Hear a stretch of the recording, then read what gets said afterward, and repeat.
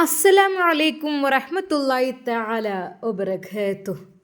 കാട്ടറബികളുടെ ഇടയിൽപ്പെട്ട് ശരിക്കും ഷക്കീല ആകെ മുഷിഞ്ഞു പോയി എന്നർത്ഥം. അതെ, കാട്ടറബികൾക്ക് ശരിയായ കുളിയില്ല, നനയില്ല, വൃത്തിയില്ല. അങ്ങനത്തെ സാഹചര്യത്തിൽ അതെ പല രീതിയിലുള്ള ആടുമാടുകളെയും ചുട്ടുകൊണ്ട് അവർ ഭക്ഷിക്കുന്നു. കണ്ടാൽ തന്നെ അറപ്പ് തോന്നിക്കുന്ന രൂപം. എന്നാൽ ആ ദിവസം അന്നവിടെ പല രീതിയിലുള്ള ആചാരങ്ങളും നടക്കുന്നുണ്ട്. ശരിക്കും ഷക്കീല അത്ഭുതപ്പെട്ടു പോയി. എന്താണിവിടെ? അതെ, പല രീതിയിലുള്ള ഒച്ചപ്പാടും ശബ്ദങ്ങളും, കൂടുതൽ ആടുമാടുകളെ കൊണ്ടുവന്ന് അതാ ചുടുന്നതിൻ്റെയും കരിക്കുന്നതിൻ്റെയും ഒക്കെ സ്മെല്ലും എല്ലാം കൂടി കേൾക്കുന്നു. അവൾ ആ റൂമിൽ തന്നെയാണ്. റൂമെന്ന് വെച്ചാൽ അത് പൊളിഞ്ഞു വീഴാറായ രീതിയിലുള്ള ഒരു റൂം. ഒരു നിമിഷം അവൾ വിചാരിച്ചു, റബ്ബേ, ഞാൻ എത്ര സുഖകരമായ കൊട്ടാരത്തിൽ കഴിഞ്ഞവളാണ്. എന്തൊരു അഹങ്കാരമായിരുന്നു എനിക്ക്. എനിക്ക് 2 സെർവൻ്റ് ഉണ്ട് വീട്ടിൽ തന്നെ. എൻ്റെ ഭർത്താവ് അതെല്ലാം ഏർപ്പാട് ചെയ്തിട്ടുണ്ട്. പക്ഷേ ഇത്രക്കും നീചമായ സ്മെല്ലുള്ള ഒരു റൂമിൽ ഞാൻ, അയ്യേ, എനിക്ക് ഇവിടുന്ന് രക്ഷപ്പെടാൻ എങ്ങനെയെങ്കിലും വഴി നോക്കണം. അല്ല എങ്കിൽ ഇനിയും കഴിയില്ല. എന്നാൽ ആ കാട്ടറബി അന്നും അതാ അവളുടെ റൂമിനടുത്തേക്ക് ചെല്ലുന്നു. എന്താടി, ഇവിടെ അങ്ങ് ശീലായില്ലേ? പിന്നെ ഇന്നിവിടെ ഒരു സ്പെഷ്യലായിട്ട് പരിപാടിയുണ്ട്. എന്താണെന്നറിയോ? അയാളുടെ ക്രൂരമായ ആ ഒരു വാക്കുകളും ആ ചിരിയും പല്ലും കണ്ടപ്പോൾ തന്നെ അവൾക്ക് അറപ്പ് തോന്നി. അയ്യേ, പല്ലൊന്നും തേക്കാറേ ഇല്ല, കുളിക്കാറുമില്ല. ആകപ്പാടെ ഒരു ദുർഗന്ധം വമിക്കുന്ന രീതിയിലുള്ള അവൾക്ക് ശരിക്കും ഓക്കാനിക്കാൻ വന്നു. അതെ, അവളുടെ ആ ഡ്രസ്സും കാര്യങ്ങളുമെല്ലാം ആകപ്പാടെ ഈങ്ങിയിട്ടുണ്ട്. എന്നാൽ അതിനിടയിൽ ഒരു കാട്ടാളന്മാരൊക്കെ ധരിക്കുന്ന രീതിയിലുള്ള ഒരു വസ്ത്രം അവൾക്ക് നേരെ കൊണ്ടുവന്നു. ഇന്ന് നീ ഈ ഒരു വസ്ത്രം ധരിക്കണം. ഒരു നിമിഷം അവൾ ഞെട്ടിപ്പോയി. എന്തിനാണെന്നുള്ളത്. അതെ, അതിൽ കുറേ മുത്തും കല്ലൊക്കെ പതിപ്പിച്ച പോലുള്ള ഒരു ഡ്രസ്സ്. ശരിക്കും ഒരു വൃത്തികേട് തോന്നുന്ന ഡ്രസ്സ്. അതാണ് അവൾക്ക് കൊണ്ടുവന്നത്. ഞാൻ ഇന്ന് നിന്നെ കല്യാണം കഴിക്കുവാൻ പോകുകയാണ്. അതിൻ്റെ ഫംഗ്ഷനും കാര്യങ്ങളാണ് ഇവിടെ നടക്കുന്നത്. കാട്ടറബി ഒരു ഹട്ടഹാസത്തോടെ ചിരിച്ചുകൊണ്ട് അവളുടെ മുമ്പിലേക്ക് വന്ന് പറഞ്ഞു. എന്നാൽ ശരിക്കും ഷക്കീലക്ക് എന്ത് ചെയ്യണമെന്ന് അറിയാതെ അവൾ ഞെട്ടിപ്പോയി. അയ്യേ, ഈ വൃത്തികെട്ട ഈ ജന്തുവിനെ ഞാൻ കല്യാണം കഴിക്കുക? ഇത് മനുഷ്യനാണോ? തീരെ വൃത്തിയും എടുപ്പും ഒന്നുമില്ലാത്ത, എനിക്ക് കിട്ടിയ ശിക്ഷ പോലെയാണല്ലോ ഇത്. റബ്ബേ, ഞാൻ അതെ പല തെറ്റുകളും കുറ്റങ്ങളും ഞാൻ ചെയ്തിട്ടുണ്ട്. അതിനൊക്കെയുള്ള ഫലമായിട്ടാണോ? അവിടെ അതാ ആളുകൾ കൂടി തുടങ്ങുന്നു. പല രീതിയിലുള്ള പെണ്ണുങ്ങളും വരുന്നു. കാണുമ്പോൾ തന്നെ പേടിയാകുന്ന രീതിയിലുള്ള കാട്ടറബിച്ചികൾ. അവരിട്ടിരിക്കുന്ന ഡ്രസ്സും കാര്യങ്ങളും കാണുമ്പോൾ തന്നെ എന്തോ ഒരു ഭയം പോലെ. അതെ, ആളുകൾ കൂടിക്കൂടി വരികയാണ്. ഷക്കീലയെ വിവാഹം കഴിക്കുവാൻ വേണ്ടി നിൽക്കുകയാണ്. അതിനുള്ള ചടങ്ങാണ് അവിടെ നടക്കുന്നത്. ഷക്കീൽ എന്ത് ചെയ്യണമെന്നറിയാതെ ആ റൂമിന് ചുറ്റുഭാഗമായി നോക്കി. ഇല്ല, വളരെയധികം ഉയരത്തിലാണ് ഇതിൻ്റെ മതിലുകൾ പണിതിട്ടുള്ളത്. അതെ, ഒരു ഓട്ട പോലും കാണുന്നില്ല. അതിലെ ഒന്ന് പുറത്തേക്ക് നോക്കുവാനോ ഒന്നിനും. ശരിക്കും അവളാകെ എന്ത് ചെയ്യണമെന്നറിയാതെ നിരാശപ്പെട്ടു. എന്നാൽ ഈ സമയം അതാ കാട്ടറബി ചിരിച്ചുകൊണ്ട് അവളുടെ അരിക്കൽ, വരൂ വരൂ മോളെ, നല്ല രീതിയിൽ വരൂ എൻ്റെ അടുത്തേക്ക്. അവളെ അദ്ദേഹം ക്ഷണിക്കുകയാണ്. എന്നാൽ അവൾ പറഞ്ഞു, തൊട്ടു പോകരുത്, എൻ്റെ അടുത്തേക്ക് വരരുത്. എന്താടി നീ പറഞ്ഞേ എന്ന് പറഞ്ഞുകൊണ്ട് കാട്ടറബി അതാ നേരെ അപ്പുറത്തേക്ക് പോകുന്നു. അയാളുടെ അനുയായികൾ എന്ന വണ്ണം 2-3 ആളുകൾ വരുന്നു. അവളെ പിടിച്ചു വലിക്കുവാൻ വേണ്ടി ശ്രമിക്കുന്നു. ആഹാ, നീ എന്താ വരില്ലാന്ന്? ഞങ്ങളുടെ സന്നിധിയിൽ നിൽക്കുമ്പോൾ ഇവിടുത്തെ നീ കേൾക്കണം. അല്ലാതെ ഒരിക്കൽ പോലും നിന്റെ ഇഷ്ടമല്ല. അതെ, ആ 2-3 മല്ലന്മാർ പോലുള്ള ആളുകൾ അവളെ പിടിച്ചു വലിച്ചുകൊണ്ട് ഒരു മഞ്ചൽ പോലുള്ള ഒരു പെട്ടിയിലിരുത്തി നേരെ അതാ കൊണ്ടുപോകുന്നു. അതെ, അവിടെ ഒരുപാട് ആളുകൾ കൂടിയിരിക്കുന്നു. ശരിക്കും കാട്ടുമനുഷ്യർ പോലെയുള്ള കാട്ടറബികളെ ഇങ്ങനെയുമുണ്ടോ ഇവിടെ എന്ന് വരെ തോന്നിപ്പോയി. അതെ, അവിടെ ഒരു ഭാഗത്ത് ഭക്ഷണം ചുട്ടുകൊണ്ടിരിക്കുന്നു, എന്തൊക്കെയോ വെള്ളം കൊടുക്കുന്നു. അതിനിടയിൽ പല രീതിയിലുള്ള സംഭവങ്ങളും അവർ ചെയ്യുന്നുണ്ട്. എന്നാൽ ഷക്കീല ദേഷ്യത്തിലാണ്. അവർ പറയുന്നതിനോടൊന്നും അവൾ യോജിക്കുന്നില്ല, അനുസരിക്കുന്നില്ല. പടച്ചോനെ, എനിക്ക് എന്തൊരു ശിക്ഷയാണിത് ലഭിക്കുന്നത്? ഈ കാട്ടാളന്മാരുടെ ഇടയിൽ ഞാൻ പെട്ടുപോയല്ലോ. എൻ്റെ ഭർത്താവിന് ഞാൻ അനുസരിച്ചില്ല, അതിൻ്റെ ശിക്ഷയാണ് എനിക്കുള്ളത്. അതെ, ഞാൻ ഒറ്റയ്ക്ക് പോയിക്കോളാം. എൻ്റെ ഭർത്താവിനോട് ഒരുപാട് പറഞ്ഞതാണ്, അനുസരിച്ചില്ല. എന്നാൽ അതാ അപ്പോഴേക്കും ഒരു കാട്ടറബി വന്നിട്ട് അവളുടെ കഴുത്തിൽ വലിയൊരു മാലയിട്ട് കൊടുക്കുന്നു. ഒരു നിമിഷം അവൾ ആ മാല പിടിച്ച് വലിച്ച് ദൂരേക്കെറിഞ്ഞ് അതെ ദേഷ്യത്തോടെ. എന്നാൽ രണ്ട് മല്ലന്മാർ വന്ന് നേരെ അവളുടെ നേരേക്ക്. ആരെവിടെ? അവൾക്ക് തക്കതായ ശിക്ഷ കൊടുത്തു. പവിത്രമായ ഒരു കല്യാണത്തിൻ്റെ മാലയാണ് അവൾ നശിപ്പിച്ചത് എന്നുള്ള രീതിയിൽ അവിടെ നിന്ന് ആജ്ഞ വരുമ്പോൾ രണ്ടുപേർ വന്ന് അവളെ എടുത്ത് തലങ്ങും വിലങ്ങും തല്ലി. അവൾ പുളഞ്ഞുപോയി. അതെ, അത്രക്കും വേദനയുള്ള ചാട്ടവാറടിയായിരുന്നു ഷക്കീലയ്ക്ക് കിട്ടിയിരുന്നത്. അവൾ ഒന്നിനും അനുസരിക്കുന്നില്ല എന്ന് കണ്ടപ്പോൾ തന്നെ എന്നാൽ ബലമായി ആ കാട്ടർബി അവളെ പിടിച്ചു വലിച്ച് റൂമിലേക്ക് കൊണ്ടുപോവുകയാണ് ചെയ്തത്. എന്താണ് സംഭവിച്ചതെന്നോ എന്താണ് ഇവിടെ നടക്കുന്നതെന്നോ അറിയില്ല. എല്ലാവരും അത് കണ്ട് ചിരിക്കുകയാണ് ചെയ്തത്. എന്നാൽ ഈ സമയം അറബിയുമ്മയുടെ അടുത്താണ് അതെ അവളുടെ മക്കളും അവളുടെ ഭർത്താവും. പാവം ആ ഭർത്താവിന് ഒരുപാട് ബുദ്ധിമുട്ടിച്ചു. ഒരിക്കലും എൻ്റെ ഭർത്താവല്ലെന്ന് പറഞ്ഞ ആളുകളുടെ ഇടയിൽ അതെ പല രീതിയിൽ കിളവനെന്ന് വിളിച്ച് അപമാനിച്ചു. ഇപ്പോഴിതാ അവൾക്ക് തന്നെ തക്കതായ ശിക്ഷ അവിടെ കിട്ടിയിരിക്കുന്നു. അവിടെ എന്താണ് സംഭവിക്കുന്നത്? ഒരു പക്ഷേ അവർ രണ്ടുപേരും തമ്മിൽ കനത്തൊരു യുദ്ധമായിരിക്കും. ഷക്കീലയും മോശക്കാരിയല്ലല്ലോ.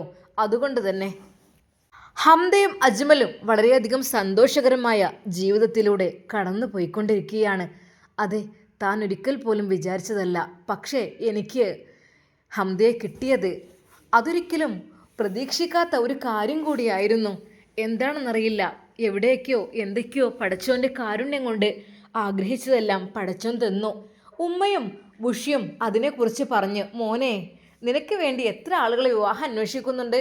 പക്ഷേ പൊന്നു മോനെ, നിൻ്റെ ഭാഗ്യം കൊണ്ടാണ് നിനക്ക് ഹംദ മോളെ കിട്ടിയത്. ഹംദ നല്ല പെൺകുട്ടിയാണ് എല്ലാം കൊണ്ടും.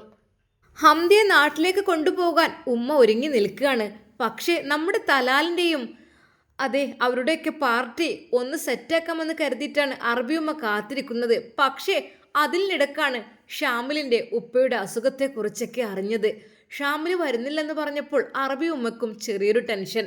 എന്നാൽ അറബി ഉമ്മ അന്ന് അതാ ബുഷിയോട് പറയുന്നു, ബുഷി എന്താ ആലോചിച്ചിരിക്കുന്നത്? ഒന്നുമില്ല അറബിയുമ്മ, ഇവിടെ ഈ അറബ് നാട്ടിൽ അതെ ഇവിടെ ഒരുപാട് നിൽക്കാനുള്ള ഭാഗ്യം ഞങ്ങൾക്ക് ലഭിച്ചല്ലോ, അതന്നെ വലിയ കാര്യം. മോളിനി അറബ് നാട്ടിൽ തന്നെ ആയിരിക്കുമല്ലോ. എന്താ അറബിയുമ്മ? അത് അതേ മോളെ, അറബ് നാട്ടിലാണല്ലോ അവൻ്റെ ജോലി. ഒരു നിമിഷം അറബിയുമ്മയുടെ ആ ഒരു വാക്ക് കേട്ട് ബുഷി ഞെട്ടിപ്പോയി. അറബിയുമ്മ അത് അതേ മോളെ, അത് ഉമ്മുൽ ഖൈർ ഇവിടെയാണല്ലോ. ഉമ്മുൽ ഖൈറിൻ്റെ ആളാണല്ലോ, വലങ്കയായി പ്രവർത്തിക്കുന്ന ആളാണ് ഷാമിൽ. അതുകൊണ്ട് ഷാമിലിന് ഇങ്ങോട്ട് വരാൻ നിർബന്ധമാകും. ഇപ്പോൾ ഉപ്പയുടെ കൂടെ കുറച്ച് നിൽക്കുകയാണ്. എന്തായാലും കുറച്ച് ദിവസം കഴിഞ്ഞ് അവനിങ്ങോട്ട് വരും. ഉപ്പാക്ക് നല്ല ചികിത്സ കൊടുക്കാൻ വേണ്ടിയിട്ട് ഞാൻ പറഞ്ഞിട്ടുണ്ട്. അങ്ങനെ ഉപ്പാക്ക് പെട്ടെന്ന് ഷിഫ നൽകട്ടെ. എന്നിട്ട് നമുക്ക് ഇൻഷാ അല്ലാ, അല്ലാതെ ഉപ്പയെയും ഉമ്മയും വിട്ട് നമ്മുടെ ഫംഗ്ഷനിൽ കൂടുക എന്നുള്ളതല്ലല്ലോ. അതുകൊണ്ട് തന്നെ കുറച്ച് ദിവസം അങ്ങോട്ട് മാറ്റി വെക്കാമെന്ന് ഞാൻ ആഗ്രഹിക്കുന്നത്. അതെ, അവരേതായാലും സുന്ദരമായ ദാമ്പത്യ ജീവിതം ഇവിടെ തുടങ്ങിയല്ലോ, സമാധാനമായല്ലോ. ഇനി എൻ്റെ ബുഷി മോൾക്ക് കൂടി വേണം അല്ലേ? അല്ല മോളെ ബുഷി, മോൾക്ക് എന്താ ഇഷ്ടക്കേട് എന്തെങ്കിലും ഉണ്ടോ? ഞാൻ നിങ്ങളെ കണ്ടപ്പോഴേ ഓർത്തതാ, നിങ്ങൾ രണ്ടുപേരും നല്ല ചേർച്ചയാണെന്ന്. അത് അറബിയമ്മ, അതൊക്കെ ഞമ്മക്കിപ്പോൾ കിട്ടുന്നൊന്നും ഞാനതൊന്നും മോളെ വെറുതെ പുറത്ത് പറയണ്ട കേട്ടോ. നിൻ്റെ മനസ്സിനുള്ളിലുണ്ട് അല്ലേ? സത്യം പറയണം. അറബിയമ്മയോട് മറച്ചു വെക്കണ്ട കേട്ടോ. അറബിയമ്മയോട് ഒരു കാര്യം മറച്ചു വെക്കരുത്. മറച്ചു വെച്ച് കഴിഞ്ഞാൽ എനിക്കത് കഴിയില്ല, അത് നിങ്ങളെ കൂട്ടി യോജിപ്പിക്കാൻ. കാരണം ഞാൻ പടച്ച റബ്ബല്ലല്ലോ. അള്ളാഹു സുബ്ഹാനഹു വ തആലക്ക് കണ്ടറിയാം എല്ലാം, അത് അവരുടെ മനസ്സിൽ എന്താണ് ഏതാണെന്നൊക്കെ. പക്ഷേ ഞാനൊരു പടപ്പല്ലേ മോളെ, മോൾ എന്നോട് തുറന്ന് പറഞ്ഞാൽ എനിക്കറിയുള്ളൂ. മോളെ സത്യം പറയാം, നിൻ്റെ ഉമ്മാക്കൊന്നും ഇതിനെക്കുറിച്ച് വലിയൊരു ഐഡിയ ഒന്നും ഇല്ല. ഞാൻ ഉമ്മയോടൊക്കെ ഒന്ന് സൂചിപ്പിക്കണം എന്നുണ്ടെങ്കിൽ മോൾ എന്നോട് സത്യമായിട്ടും തുറന്ന് പറയണം. എന്താ അറബിയമ്മ? അത് ഞാൻ എൻ്റെ ജീവിതത്തിൽ പറഞ്ഞോ മോളെ, ഒന്നും മടിക്കണ്ടേ, പറഞ്ഞോ. അത് എൻ്റെ ജീവിതത്തിലേക്ക് കല്യാണം കഴിക്കാൻ എന്നെ ഒരാൾ വരികയാണെങ്കിൽ അത് ഷാമിലായിരിക്കണം എന്നാണ് അറബിയമ്മ ഞാൻ ആഗ്രഹിക്കുന്നത് അല്ലേ? മാഷാ അല്ലാ, മബ്രൂക്ക് മോളെ, എന്തുകൊണ്ട് യോജിച്ചതാണ്. പക്ഷെ ഷാമിലിൻ്റെ വീട്ടിലത്തെ ജീവിതം കുറച്ച് ബുദ്ധിമുട്ട് തോന്നുന്നുണ്ട്. ഇൻഷാ അല്ലാ അമ്മ മാറ്റിയെടുക്കുക. അതൊക്കെ അള്ളാഹുവിൻ്റെ അനുഗ്രഹം കൊണ്ട് മാറ്റിയെടുക്കും. പിന്നെ അവൻ ഉപ്പയെ നോക്കട്ടെ, ഉപ്പയും ഉമ്മയെ നോക്കുന്ന മക്കളാകണം. തിരിഞ്ഞു നോക്കാത്ത മക്കളുണ്ടോ? വൃദ്ധസദനങ്ങളിൽ കൊണ്ടുപോയിടുന്നുണ്ടാവും. പക്ഷേ അവർക്കൊരു ഭാവി ജീവിതം വരാനുണ്ടെന്നുള്ള കാര്യം അവർ ഓർക്കുന്നില്ല. എന്തൊക്കെ തന്നെയായാലും അള്ളാഹു സുബ്ഹാനഹു വ തആല കാത്തു രക്ഷിക്കട്ടെ. അറബിയമ്മ, എന്താ മോളെ? എനിക്ക് സത്യം പറഞ്ഞാൽ ഷാമിലിൻ്റെ ഉപ്പയെ നോക്കാൻ ആഗ്രഹമുണ്ട്. എൻ്റെ ഉപ്പയെ പോലെ തന്നെയല്ലേ. എനിക്ക് ഉപ്പയെ നോക്കിയിട്ട് പരിചയമില്ല. ഞാൻ ഉപ്പയെ എൻ്റെ ചെറുപ്പത്തിൽ തന്നെ ഉപ്പ മരണപ്പെട്ടു പോയതാണ്. അതുകൊണ്ട് തന്നെ എനിക്ക് എൻ്റെ ഉപ്പാൻ്റെ സ്നേഹവും കരുതലും ഒന്നും കിട്ടിയിട്ടില്ല. പിന്നെ എൻ്റെ അജ്മൽക്ക ഉപ്പയുടെ സ്നേഹവും സഹോദരൻ്റെ സ്നേഹവും എല്ലാം തന്നു വളർത്തി. അതെ, എനിക്ക് സത്യം പറഞ്ഞാൽ എനിക്ക് ആ ഉപ്പയുടെ ഒന്ന് കാണണം, ഉപ്പയോടൊന്ന് സംസാരിക്കണം, ഉപ്പയുടെ അരികിലിരിക്കണം എന്നൊക്കെ തോന്നുകയാണ് റബിയുമ്മ. മോളെ, ഇൻഷാ അള്ളാഹു സുബ്ഹാനഹു വ തആല വിധി ഉണ്ടെങ്കിലേ മോൾക്ക് ആ ഉപ്പയെ സംരക്ഷിക്കാം കേട്ടോ. മോൾക്ക് അങ്ങനെ പരിചരിക്കാനൊക്കെ ഇഷ്ടമാണെങ്കിലേ ഏറ്റവും നല്ലത് തന്നെയാണ്. എന്നാൽ ഷാമിലിനോട് വിവരങ്ങളൊക്കെ ഒന്ന് പറയണം. പക്ഷേ ഷാമിൽ അവൻ്റെ വീട്ടിലത്തെ കാര്യം സിറ്റുവേഷൻ കുറച്ച് മോശമെന്നല്ല പറഞ്ഞത്. ഇനി അവർ സമ്മതിക്കുക എന്തോ അറിയില്ല. എന്തായാലും വേണ്ടില്ല, മോളുടെ മനസ്സിൽ അങ്ങനെ ഒരു ചിന്താഗതി വന്നല്ലോ, അതന്നെ മോളെ പ്ലസ് പോയിന്റ്. അത് ആ ഒരു സഹായിക്കണം അല്ലെങ്കിൽ ഹെൽപ്പ് ചെയ്യണം എന്നുള്ള ആ ഒരു ചിന്ത മനസ്സിൽ വന്നാൽ തന്നെ അവരുടെ മനസ്സിൽ നന്മയുണ്ട് എന്നാ. മോളെ, എനിക്ക് മോളെ നന്നായിട്ട് ഇഷ്ടപ്പെട്ടു കേട്ടോ. മോളെ, അജ്മലും ഹംദിയും ഒരുമിച്ച പോലെ, നൂർ ഫാത്തിമയും ഉസ്താദും ഒരുമിച്ച പോലെ, സിനാനും മുഹ്സിനയും ഒരുമിച്ച പോലെ, അതെ ഷാമിലും എൻ്റെ ബുഷിമോളും ഒരുമിക്കണം. ഞാനതിന് കാത്തിരിക്കുന്നുണ്ട്, ഞാനതിനെ ആഗ്രഹിക്കുന്നുണ്ട്. എന്താ മോളെ? ഒരു നിമിഷം അവളുടെ കണ്ണുകൾ നിറഞ്ഞ് അറബിയുമ്മ. അവളെ അറബിയുമ്മ നെഞ്ചോട് ചേർത്ത്, മോള് വിഷമിക്കണ്ട കേട്ടോ, അതൊക്കെ ശരിയാകും. എന്നാൽ കുറച്ച് കഴിഞ്ഞപ്പോൾ അതാ ബുഷിയുടെ ഉമ്മ അങ്ങോട്ട് വരുന്നു. അറബിയുമ്മയും മോളും നല്ല സംസാരത്തിലാണ്. സന്തോഷത്തോടു കൂടി അജ്മലിൻ്റെ ഉമ്മ വരുന്നു. എന്താ നല്ല സംസാരത്തിലാണല്ലോ രണ്ടുപേരും. മക്കൾക്ക് ഓരോ ആഗ്രഹങ്ങൾ ഉണ്ടാവുമല്ലോ. മക്കളെ ആഗ്രഹം നമ്മളൊന്ന് ചോദിച്ചറിയുന്നത് നല്ലതല്ലേ?